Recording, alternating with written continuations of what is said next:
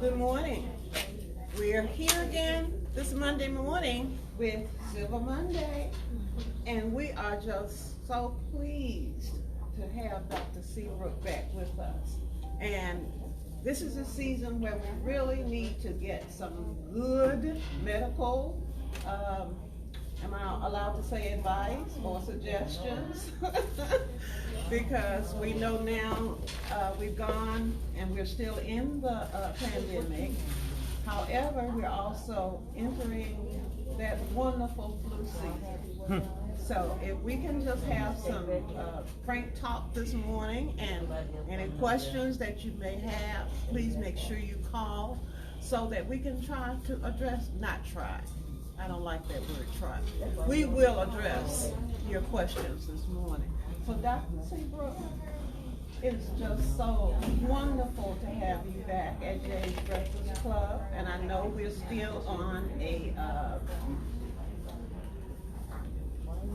I can't even remember the word I was about to say. Pandemic, social distancing. We're still abiding by the COVID guidelines, which kind of limit what we can do right now. But we are here, and those of you who would like to join us on Monday mornings at 10 o'clock, feel free to come. We do our social spacing and all of that stuff, good stuff. So please jump in and tell us where we are now and what our future looks like through your lens. Well, thank you again, Ms. Rosie, for the invitation and the reignition of Silver Mondays here at Jay's Breakfast Club. I'm Dr. Janet Seabrook of Community Health Centers. I'm the founder and CEO, and I'm always happy to be able to share all the information I have regarding COVID-19, and especially now, as Ms. Rose alluded to, the upcoming flu season.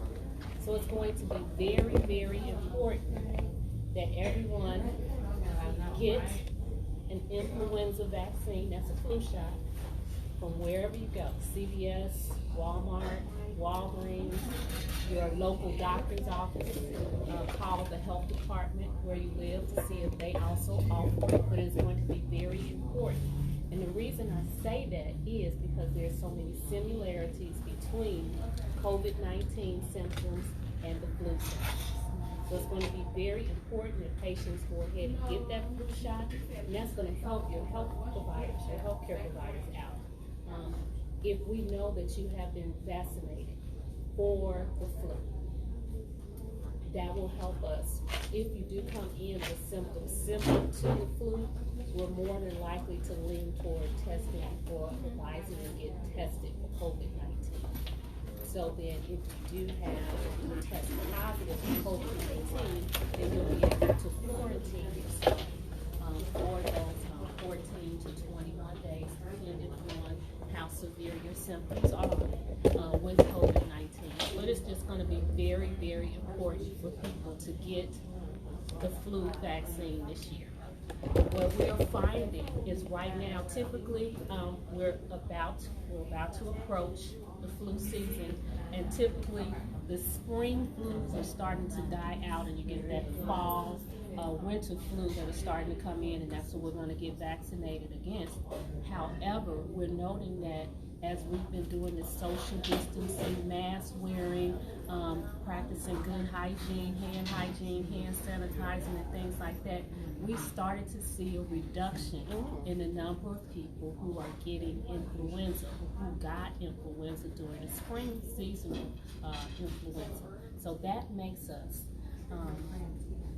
a little bit more thoughtful in thinking about this upcoming flu season, that if people are able to continue with the mask wearing, the social distancing, it may not reduce the COVID numbers, but it may help us reduce our influenza numbers. So that's something that people need to keep stuck in the back of their heads. It may be frustrating to, continue to wear the mask, but as time goes on, I'm noticing that people are really starting to get into it, with the color coordination and maybe even things that, sayings and things like that they're putting on the mask. We've almost we're almost doing the mask like we do t-shirts, you know, when we want to speak out and say things. We use our t-shirts sometimes to speak those things. Now people are using masks to be able to say those same things. And so I think that people are adapting, and I hope that that continues as we move forward, that people will understand the importance of wearing your mask, continue to wear your mask when you're out in public. Also social distancing, hand hygiene, and using hand sanitizer whenever you can. I found, to me, during this season that we're going through, and I call it a season because it is a season, we're finding that people, I'm seeing people are doing some of those health things that we should have been doing all the time. So after we've gone through this, I agree with you. Perhaps we will be a little bit more conscientious about what we do and how we protect our bodies. You're absolutely correct. What I have noticed is that, just like you said, people are starting or have begun to be more conscious about their health. People were at home. They didn't want to get that corona body, so they were up trying to get active and moving. People were growing things in their gardens, exercising, working out. And so it has the time that we've had working from home, or either being quarantined or just having to stay in place, more people have had the opportunity to be self-reflective and take a look at, you know, moving forward with the rest of their life. What am I going to do? So I think that some good has come out of this, because we've had to sit still for a minute, and that gives people a chance to reflect. I call myself the farmer's wife. My husband has always done a beautiful garden, and we've given it away or thrown it away or whatever happened. This year I found myself all the way back. You were talking Mississippi a few minutes ago. I'm all the way back, Alabama, and what my mom taught me. I've canned tomatoes in jars. I've done jelly. I've done all kinds of breads. So you're correct. We are learning to use that time. We have to be at home, so why not do something useful with it? I think that we've seen people be more creative and create things. I've seen a lot of things on social media. People have been knitting and crocheting and doing beautiful artwork. So I think that this time has really given people a chance to be very reflective, and then also get into their creative selves and go back and do the things that they hadn't really had a chance to do in years. You know, making music, playing piano or some other instrument, writing a book, putting your thoughts down. So there's just so many things that people have been able to do during this pandemic that has really caused. So it's brought out some good things that people have been able to do. Question, Dr. Seabrook. Yes. Can you talk a little bit about those who have been holding off on any types of procedures that they may wanted or needed to have during the COVID season, and where you feel we are somewhat medically as far as moving forward with procedures, rebooking them, and are there categories where you think, okay, this needs to move forward, but something less serious could wait? What are your thoughts? So what has happened is that now, if you went in emergency, heart attack, or you have been in a car wreck, broken leg, arm, whatever like that, those things never stopped. The hospital didn't stop taking care of patients in those emergency situations. However, elective procedures were delayed, and most, if not all, hospitals have reopened and reinstituted those elective procedures. So I can't speak specifically to your physician or that hospital or that surgery center. So what I would suggest, the conversation, you had a conversation with your doctor about a hip replacement or some other type of dental procedure or optometry procedure, I would advise you to contact that physician to see if they have reopened and started to do those elective procedures again. But most, if not all, the physicians that I am aware of have started doing those elective procedures again. Okay. Under, the circumstance of social distancing, mask wearing, and those things. Specifically to Community Health Net, which is your brilliant and amazing organization, what services and what protocol are you currently offering for those interested in coming to your facilities for services? So what we have done, we never closed. That's one. Number one. We never stopped. We were working virtually with the majority of our patients, but now we have, even when we were virtual, we were still in the office working virtually. So we've opened back up 100%. Optometry is back, and we recently hired a dentist, so we'll be doing dentistry as well under the Community Health Net name. And so everything is back. Vaccines, we want our pediatric patients who weren't able to come in, who are now behind in their vaccines, and it doesn't matter if they're doing e-learning. When school opens back up, they still need to have those vaccines. And let's not forget, we're not giving children vaccines because it is necessary for them to get back in school. We're giving them vaccines because they prevent infectious diseases that used to kill them less than 20 years ago. So what I'm asking you, if your children are behind and they have not been vaccinated since we shut down in March, please contact your doctor or your local health department and get your children caught back up with their vaccines, even if they're doing e-learning, and get them a flu shot and get yourself one while you're at it. There you go. I love it. More, Miss Rosie? Any other questions? I want to go back. I want to revisit the COVID with the flu shot. Now, I've heard, I'm one of those persons who believe in all of your get understanding. Is there any kind of reaction with the flu shot and COVID? Because I've heard that.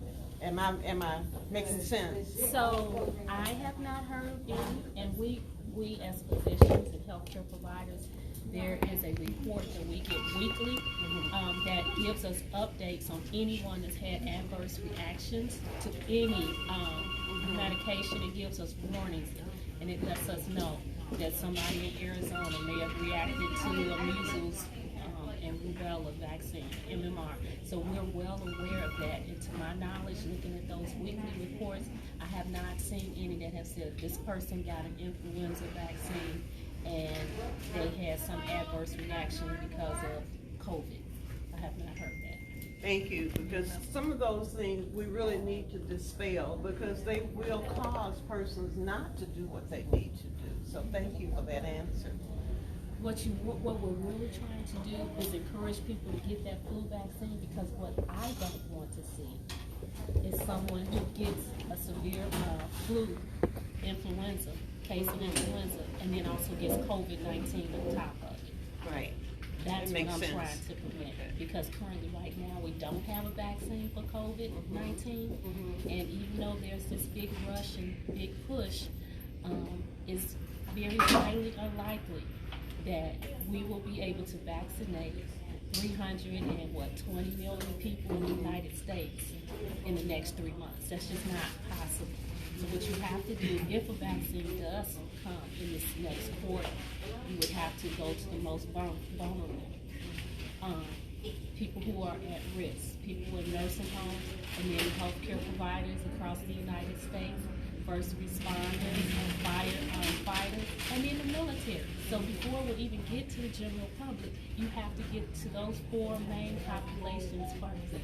Absolutely. So I'm not saying that it's impossible, but you would have to work at lightning warp speed to be able to have over 300 million vaccines ready before the end of December. One of the viewers says, thank you, Dr. Seabrook, for that information. I wasn't thinking that they could get both at the same time. So, yes. So, is there another question? Because I have one, if not. No, go right ahead. Okay, so we talk about services to the community. We talked about Community Health Net. And speaking of Community Health Net, you have a major event coming up. And we also know that October is Breast Cancer Awareness Month. And so we know that you have your annual Breast Cancer Awareness Walk coming up that everybody watching, whether here or near or far, can participate. So we'd love if you elaborate a bit on what we have coming up on Saturday. So sure, thank you so much. So Saturday, September 26th, we have our 20th.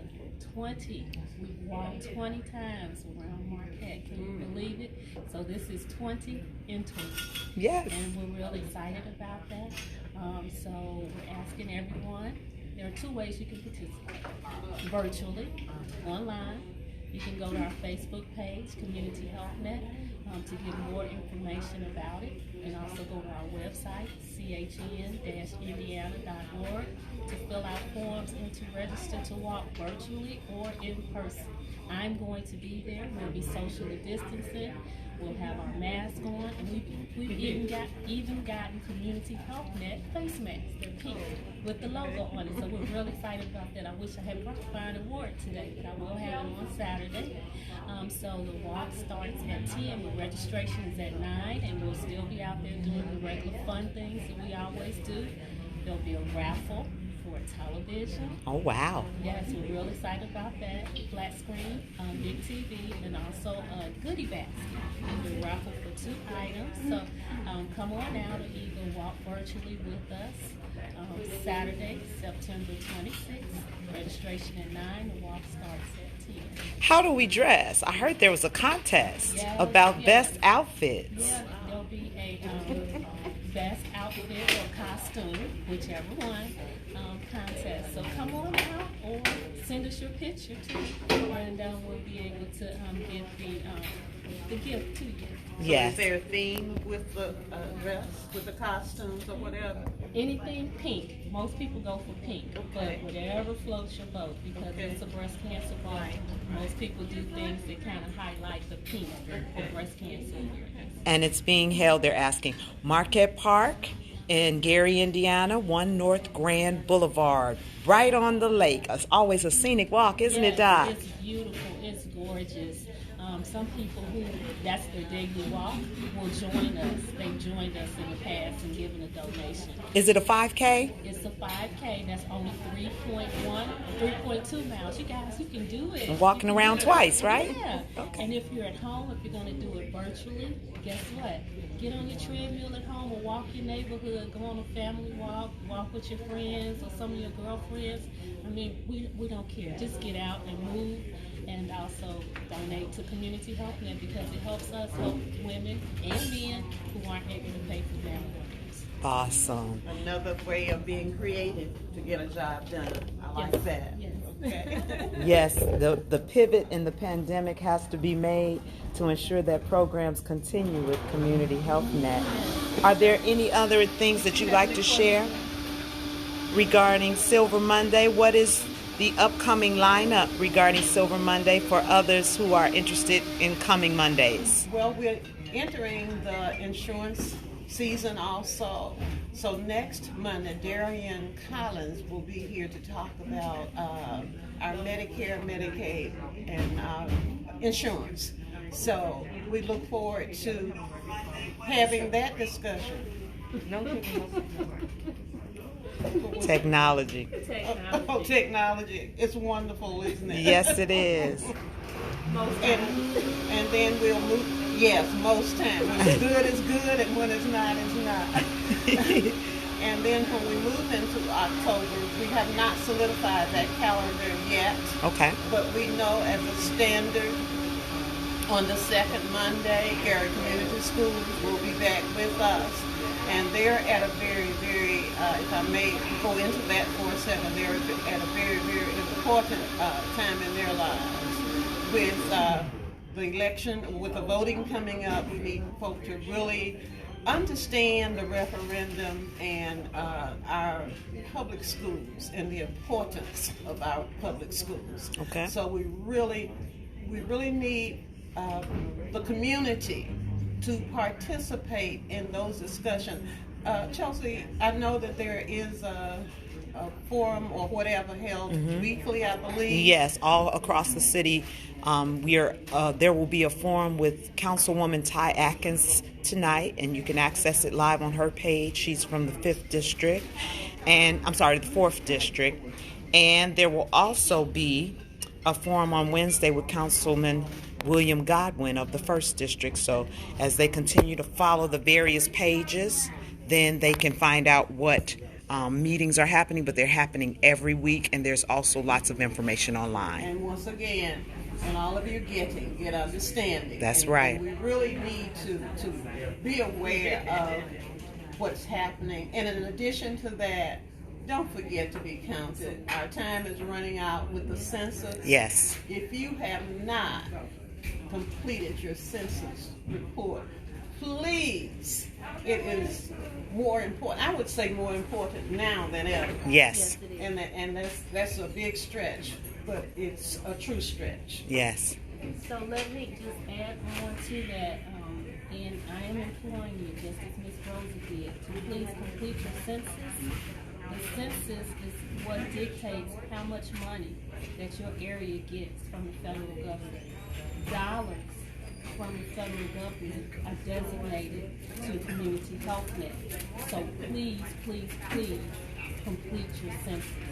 We depend on federal grants as a resource, and those dollars are determined by the population that you are serving in that community. So it is very important that you complete your census. Please, I'm asking you for the patients and the community of where we serve community health care service. Sounds So good. that we can combine our physical health with the health of the community in which we live. And those dollars are just so important in this day and age to our community. So that if we can just even emphasize that as a reason to complete those the census form, I think that's so important. Absolutely. Well, there aren't any further questions, so we'll wrap it up here. But we invite everyone to follow all of our channels to get this information regarding Silver Mondays, Jay's Breakfast Club, as well as Dr. Janice Seabrook. We want to make sure we follow you to get regular updates because you always have something going on in the community. And Miss Rosie, thank you for instituting Silver Mondays to keep our senior population engaged and informed. Thank you so much. You're welcome.